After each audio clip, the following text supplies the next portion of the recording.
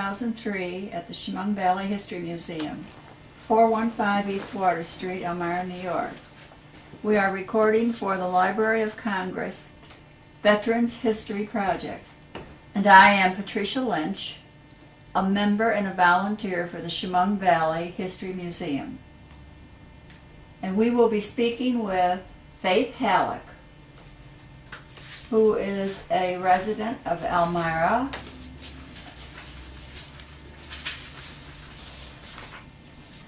living at 744 Robinson Street, Elmira, New York. Faith was born August 28, 1919. She was a member of the Civilian Private Training Program, a unique pilot training program begun in Middlebury, Vermont when she was in college. And she's going to relate these experiences and share with us that began in about 1939. Is that correct, Faith? Yeah. That's just prior to World War II. Prior to So World we're War going to II. begin there. The Civilian Pilot Training Program used to be called CBTP, as an acronym short, and it was formed because there was aggressive behavior in Europe, particularly in Germany, in the middle 30s, and as it worsened, the general public probably wasn't too aware of what was going on, but Congress was aware. Congress was pretty well isolationist, and we didn't have an Air Force. So things began to come together,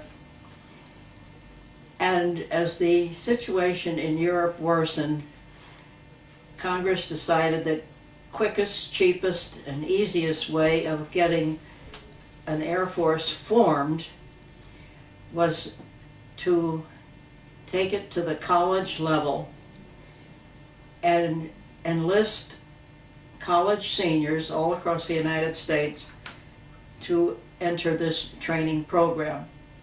Now there was another hitch. There were enough women interested in what was called feminism. They wanted to participate, so 10% of the total population enrolled in the program were women.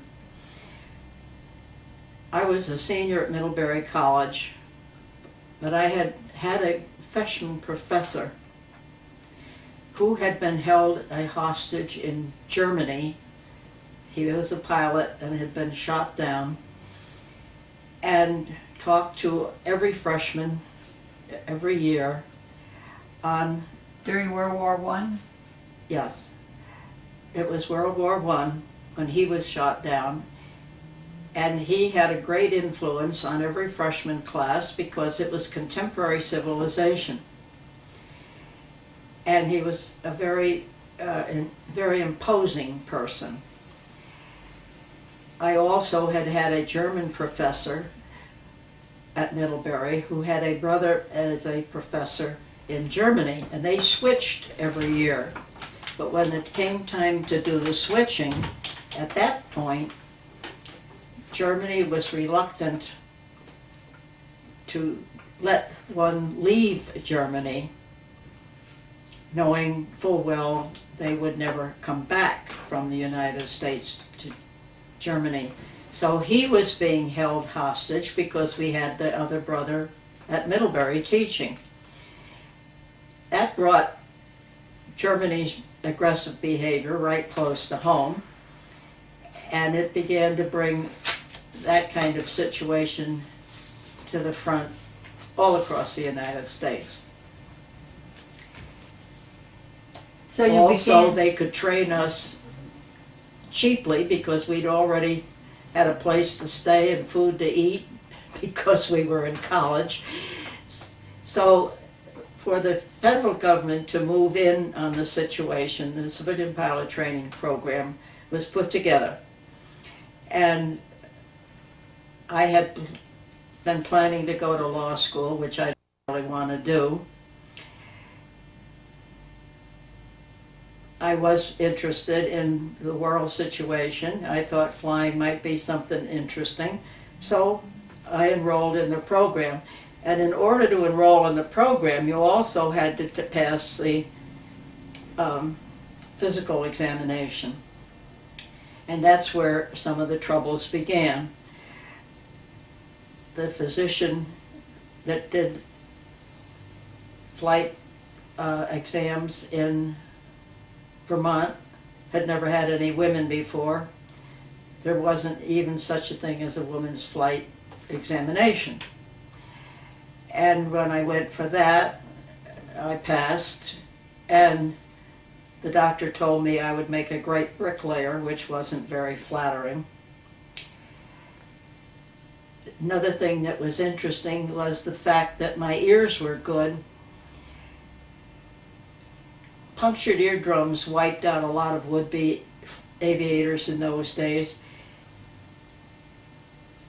Punctured eardrums were common in people my age in the 30s because kids used to get something called whooping cough, which you don't hear much about anymore. And whooping cough did lead to punctured eardrums. So I was hale and hearty and healthy. And my sorority sister, who also became one of the group, was a junior. I was the only senior woman that could fill all the prerequisites. And when there were two of us in the same sorority in this program, our sorority advisor got real upset. She figured two of us would never graduate. But the dean prevailed, and it was like carrying a double, maybe even a triple major in your senior year. It was time consuming, and that was because we had another problem, how to get to the airport. You had to have a car, and the Middlebury students weren't allowed to have cars in the 30s and 40s. And we had to get a car and a driver with the same licenses and the money to pay for the gas. And we had to schedule almost every minute of our time to get us to the airport so that we didn't pass each other running and driving at the same time to get to the airport. You were not reimbursed for this training in any way? What is it? You were not reimbursed for this training? Or Oh no, oh no. You see, our parents had already paid the college to feed us and to house us, so all they had to do was teach us how to fly. That was paid for by the government, but getting to the airport was paid again from our pocketbooks. And I never heard my family say anything about the fact that I wouldn't fly. In fact, there were times I used to think they hope I get killed. But we all finally got going. We had ground school that used to seem endless. The professors at the college didn't want the program to fail because it would reflect on them. We had celestial navigation, which of course I never used ever in my entire life. We had theory of flight. We had every part of the airplane explained to us, particularly ignition. And the professors were bound and determined that we would know what they thought we should know. And we had to learn because we knew we would be tested, and our lives at that point were at stake. We weren't all that sure that we were going to be successful, and most of us didn't know anything about an airplane except yes, they did go up and yes, they did come back. But we started flying in October of 1939, and the last person was qualified as a pilot on the 1st of May 1940. A lot of running around. It was a cold, cold winter. It was the coldest winter in Vermont in many years. Lake Champlain was frozen over. so that the same program going on at the University of Vermont at Burlington was using the lake as a runway. And we didn't have to do that to keep out of anybody else's way. The airline, Colonial Airlines, flew from New York to Montreal, and every once in a while they'd see one of us flapping around someplace, and they'd just go around us because there was no inter-radio communication. We had nothing in the airplane to communicate with. We had very few instruments. We learned to fly literally by the seat of our pants. We went on skis in January, which was another whole ball game. We had a runway from north to south, no east and west runway, so we always made cross-country or crosswind landings. And learning to fly on skis was a lot of fun, especially the first time the airplane wouldn't go up because you had picked up so much snow.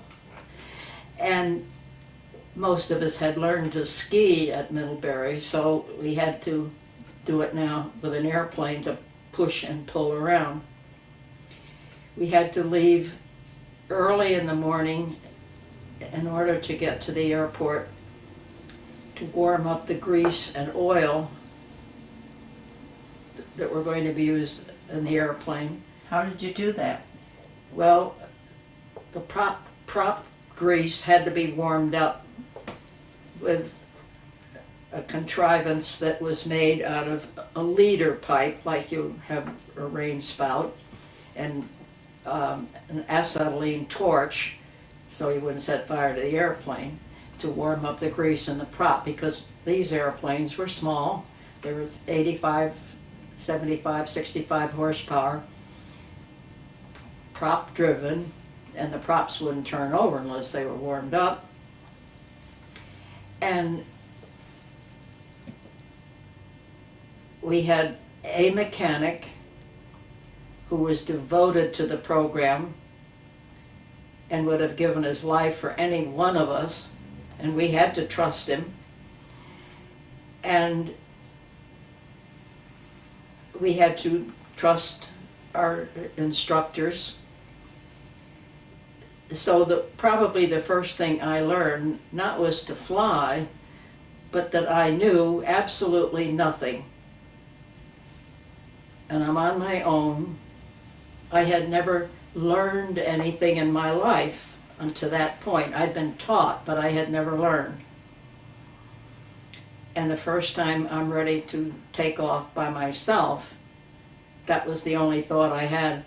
I don't know that I know what I'm doing. But the man who had been our instructor felt I was capable of going, so I went. And soloed in December of 1940. They wanted all of us to, or 1939, they wanted all of us to solo before Christmas, but we didn't quite make that.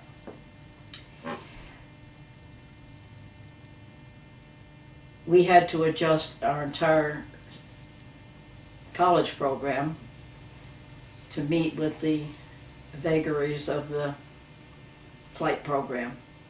But it was successful. And nobody got hurt, nobody got killed, and we all graduated, which was not as much a feather in our caps as it was in the people that were instructing us, because they didn't know any more than we did. They just were older, and they had jobs that could be expanded to include teaching what we had to learn. So you weren't given any special recognition for completing the No, course? there was, in fact, we didn't even get our CP-TP little wings, which I don't even wear because I'm so afraid I'll lose them. We didn't get them for 2 years. And I don't even know who paid for those. I think the federal government did. I went back to the airport after I had toddler children, and this was an impressive thing. The owner of the airport quickly took me to see the bathrooms. When I learned to fly, there was a shed to protect the airplanes and a little shack that protected the fuel and the grease and the oil. And there were no bathrooms on the ground. And girls were not allowed to wear pants in those days. So we could not go to the bathroom from whenever we left the college until we got back to the college. So we had to learn to handle that problem very quickly. And the man who owned the airport was justifiably proud of the fact that we had never made him a problem complaining about the fact there were no bathrooms, but he had some now in 1945, 46, something like that. The no pants edict made another problem when it was time to learn aerobatic flying. We had to strap on parachutes, and you can't strap a parachute around your thighs with a skirt on. So there was some more concern about the fact that you've got women and no pants allowed on campus and what to do about it. These look like no-brainer problems now, but there was a lot of concern in those days. Women thought differently than men, and men thought differently than women. Were you allowed to wear the pants at training? The dean finally, after much discussion, allowed us to wear pants when we were going to do aerobatics. And in fact, a man came from this Civil Air Board unexpectedly, a day when I was up for practicing, but not dressed for aerobatics, and I remember having to shimmy into the grease jockey's jumpsuit and out of my skirt in front of probably 6 or 8 guys, and everybody hooting and hollering. And it wasn't salacious, it was just good, clean fun, but it was hysterically funny at that period of time. Today it wouldn't, nobody'd even notice it. And I think about that whenever I see the women astronauts go out with all that stuff on. I wonder what the dean would say now. Did you put your training to use after college? Well, you mentioned having children, so apparently marriage occurred. Well, we were on call for the United States government. Some of the men went immediately into the Navy or the Army. Remember, we still didn't have an Air Force. We were the beginning of it. And the women were not called up at all. I went to work for American Airlines, had to go to American Airlines training school, which was, again, fabulous training. By the spring of 1941, I was so thoroughly indoctrinated with the aviation business that really has stood me in good stead all my life. First of all, I learned that nothing's impossible, and if something has to be changed, so you change it. One of the things you have to do to get a pilot's license is fly solo on a trip. Well, solo on a trip in 1940 was far different than a solo on a trip today. No instruments, rudiment maps, snow,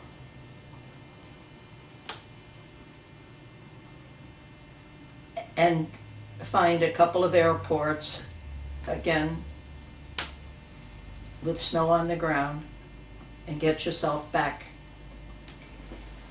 So it certainly gives you a feeling of personal ability that I never had before. that I done it. And you can't take that away from yourself, no matter what else happens. And may or may not have led to some other things I did later on. But I worked for American Airlines, I worked for TWA, I worked for Robinson, which became Mohawk Airlines, following the war. Yeah. But And- during the period of World War II, did you use your pilot's training?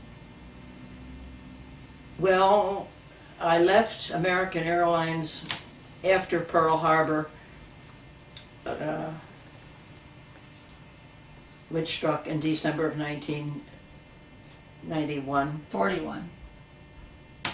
I worked for a while. In the meantime, I had been married, and I was pregnant with my first baby, and that was not fitting in those days, so I was asked to leave American Airlines. Where you were working as not a pilot, though. Not working as a pilot there, I was working as anything that needed doing got done. And after my baby was born, I joined the Civil Air Patrol and did fly on the Jersey coast. It was an attempt to scare off German U-boats, which I've always thought was kind of silly. But there was Homeland Protection in those days, not called that, but everybody had to have curtains on their windows at night. There was a blackout. In fact, when my first baby was born, there was a blackout when I was in the hospital. And the nurses just took all the babies in the nursery and handed them in the dark, and you passed them along until all the babies had somebody holding on to them, but it wasn't necessarily your own baby. It was serious business, even if now it looks like it was a feeble attempt. But that was a long time ago. And when I was finally called up by the United States government, I had a baby, and they decided I wasn't necessary. That So- made you ineligible. I was ineligible service. to fly. So some of this, you see, is as much about women's place as it is about aviation, because this is the kind of thing that was going on everywhere. For many women, just having any kind of a job outside the home became a heroic effort when World War II finally struck the United States. When you flew as a pilot, or when you were employed by the airlines and during this war period, what are your recollections of how you were accepted as a female, and what the conditions were that you worked under? Well, when we learned to fly at Middlebury, it was more or less like being in with your brothers, your cousins. We'd been in the same school together for 4 years. We just were a little more closely knit because we were running back and forth in the same vehicle to the airport. We had specifically the exact same problems learning to fly. And we were accepted just as we had been accepted at the school. The business about bathrooms, with deference to our being females, was never even mentioned. It was just our problem. We had to take care of it. Nobody else ever mentioned it, including the dean, even though she got worried about pants and parachutes. She never worried about going to the bathroom. But when I went to work for the airlines, it was a little bit different. And there were a lot of people who were resentful. There's a book that's one of the best histories of aviation that I know about, called Fate is the Hunter by Ernest K. Gann, which our library threw its copy away of a long time ago and does not have a copy. But in there it tells about some early airline pilots walking through the offices in the morning to get their flight plans and so on, and for the first time seeing females working for an airline, and that it was a wonderment. everything has a beginning, and these are some of the beginning things. When I worked for Mohawk Airlines, we used to give flight tours over Broome County on Sunday afternoons for people who had never been off the ground. And it was always amazing, number one, how many people had never been off the ground, and then their questions. And again, bathrooms were something that a lot of women worried about. How did you go to the bathroom in an airplane? They likened it to when old-fashioned trains simply flushed the johns on the railroad tracks. And every once in a while you hear about an airplane having a small problem with its lavatory in the air. But it's a major problem now in NASA's program. So there is a beginning, you see, for everything. So to be a woman employed by the airlines in any position was a unique thing, and this is what the men reacted to. It was a unique, first, basically, but for whatever in the position first you place worked in. we were working real hard and proving ourselves very quickly. If you could not, as they say, cut the mustard, you got cut yourself very quickly. I know several women that just simply could not handle it. And probably in another 15 or 20 years they could have handled it. But that's the way it was then. I personally never had a real problem until I went to work for New York State in the 1970s. And there was a major problem with my sex. What do you think brought about the airlines' need to employ women? Were they directed to at all by government, or or short of male help? Why did they originally begin when it was not an ordinary profession for women? I think women? the war itself changed a lot of minds. Okay. Back in 1937 and 38, when the civilian pilot training program was being put together, it's hard to tell who tipped the scale for the percentage of women. There were very few women in Congress, and feminism was not popular. The Equal Rights Amendment had not been passed, and there was still plenty of fighting over that. So I have never known any handful of women that could be pinpointed as the ones who opened the door for women in aviation.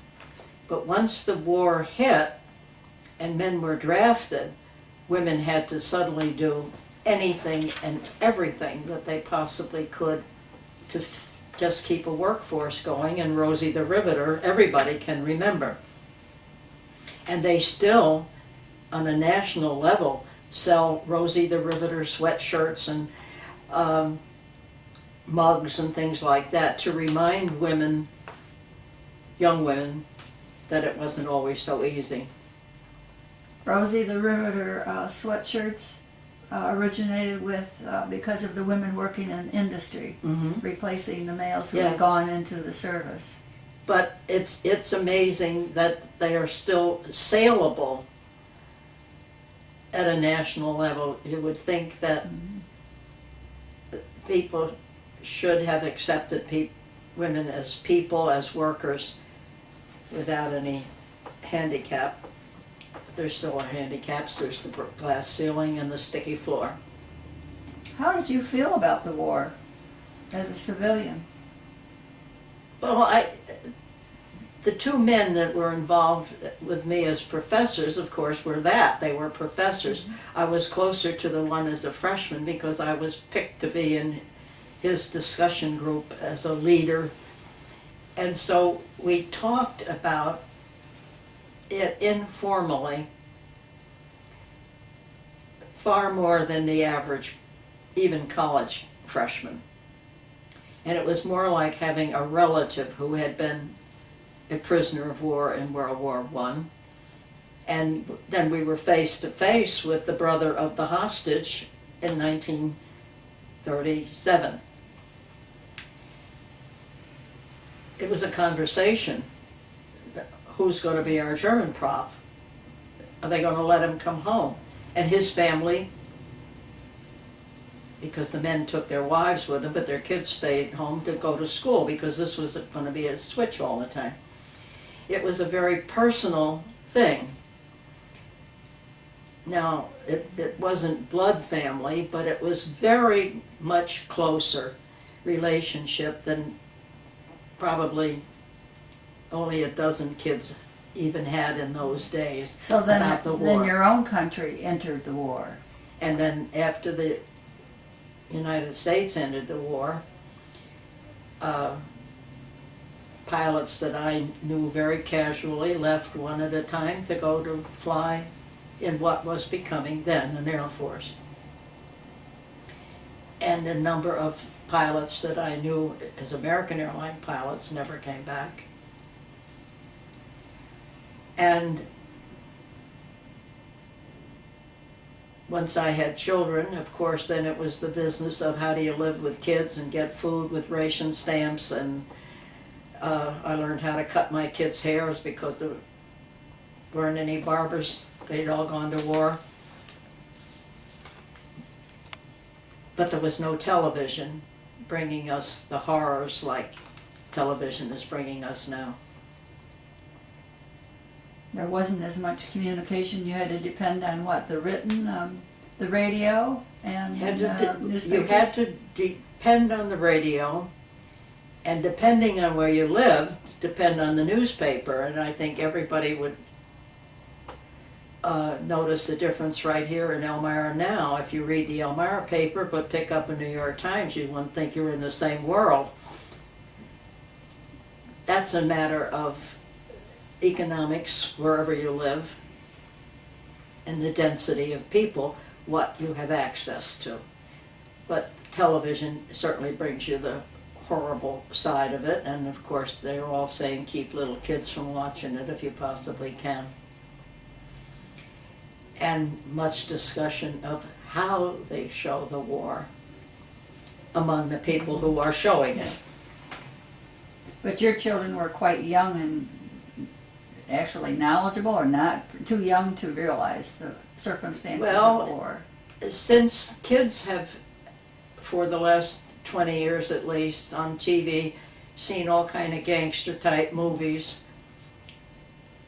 and since I have grandchildren that were in that stage, you wonder how much they understand, how much they feel. But your own children did not. My own children didn't have that, no. No comprehension of the war No. because of their age and not exposure to things like television we have today. I'm just glad that my own children were sort of between wars and didn't have to face the horror of them. Did you live on your, was your husband in the service? No, and I was divorced shortly after the war. I think that my independence probably was as much at fault as anything else, because I certainly was as independent as all, I was going to say hell, but I'll say all heck. And not content to be just a housewife and mother? Well, certainly when I learned to fly, I learned a great deal of resourcefulness and a sense of I can do it. And sometimes I've had to remind myself years later when it had nothing to do with flying, look, Faitha, you remembered how to fly. So you're saying it really had a deep effect on your future life? Yes. That you have very recalled that training very and the effects of it? In fact, when I came to Elmira First of all, it was to break an age barrier that New York State had, if you can imagine, in 1973. And I broke that, so then the next barrier to break was the sex barrier. And it was not very pleasant to come work in Elmira at the prison and say, "You can't go in, lady." And it was sort of a throwback, you see, to "You can't fly, lady." And I won that battle too. Well, tell us about becoming, if you will, one of the first lady parole officers in New York State. Well, when I came to Elmira, having already fought with the, well, first of all, passed the civil service test, then again, it became a matter of a doctor's physical. And I said to the powers that be in Albany, the doctor's going to know that I'm long since past 41, which was the age limit. And I said, there's no sense getting the doctor involved in it. So, do you recall what the civil service age limit was? The age limit was 41 and I was 55. And they made some comparisons and I went back through things. And I think I threatened court action, had an attorney, but I think, now that I'm way, way past even 55, I think that the state figured I couldn't make it, so let me fall on my face, and that will be the end of that. But I didn't fall on my face. How long did you work as a lady? I worked for 9 years as an institutional parole officer in a male prison. And that was in our local correctional institution? Mm-hmm. Was that in our local? I was at the Elmira Correctional Facility. Mm-hmm. And the inmates themselves knew my predicament. I was fighting the state of New York just as they were fighting the state of New York. Can you explain that a little bit more to us? And I think at first they were kind of amazed, and then it got to be, whenever it was a personal thing, it got to be a discussion. And it's unfortunate, I think, for the state of New York and for the correctional system that women have been so restricted. But again, I managed a solo flight when I was a kid, and I managed 9 years in Elmira Correctional. Strength of character, huh, Faith?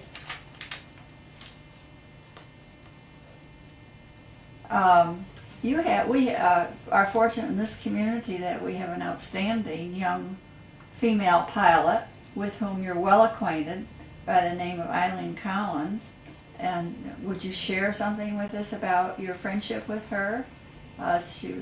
Well, this is another amazing thing. I knew Eileen Collins' grandfather back in the 40s when he was an employee of the Erie Railroad. And I was in the travel business. Then, when I worked at the Elmira Correctional Facility, Rose Collins, Eileen's mother, worked in the office there. And so I sort of grew into Eileen, and it's very unfortunate that when she made her first space flight, and we had a wonderful celebration planned in Elmira, that some pathetic soul made a threat on her life. But that's part of being a celebrity. We should identify her as a pilot in the space program, and who has also commanded her first space shuttle flight and scheduled to Eileen do another. Learned to fly originally, not by the seat of her pants, because by the time she was a kid, they had instruments in every airplane now. And then she went on to school. She was a member of ROTC at Syracuse University. She's a brilliant mathematician. She taught math, But she went on into the flight school in the West and got a master's degree, and she became an officer in the Air Force before she became an astronaut. So she really has two bosses, the Air Force and NASA, which is a trick in itself, keeping both those departments happy. And as I said, she made her first flight a long time ago. Then she became the first woman pilot of a shuttle. And then later on, she became the first commander, first woman commander of a shuttle. And incidentally, and it's not so incidentally, she has a New York State historic marker at Elmira Free Academy as part of the 1978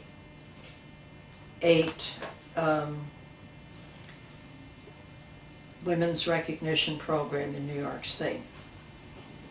We were able to get the marker for her in 1980 something or other. Or 1990, I'm sorry, because it was 1995 she was the first pilot. And a few months ago, you were scheduled to see her, to go Yes, to I was see her tickled second, that she invited me to see her takeoff.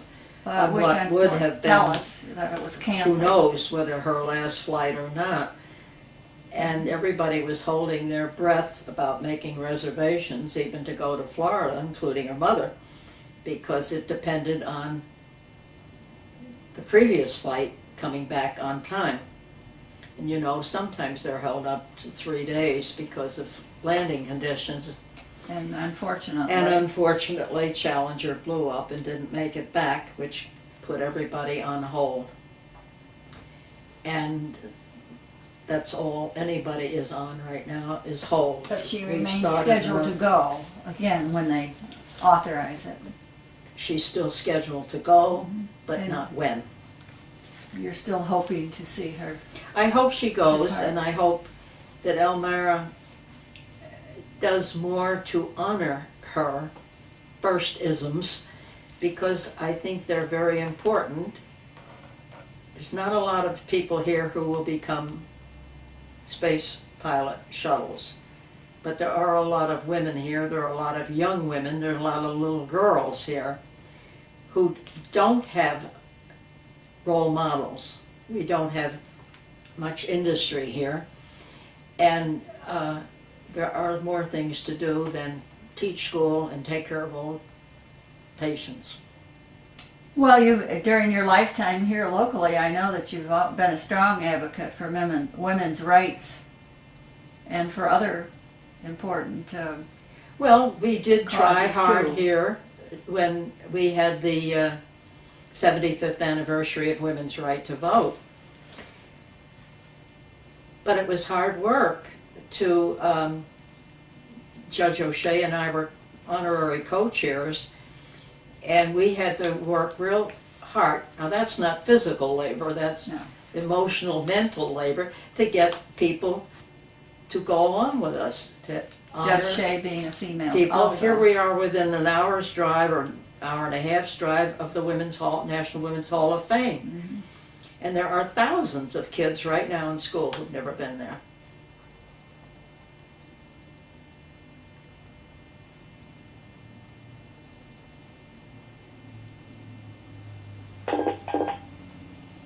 I think they're telling us to see there's electronic No, that's things happening here. Yeah. That's the phone.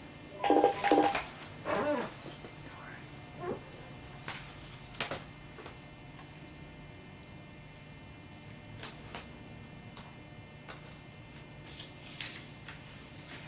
Well, is there anything else you'd like to share with us?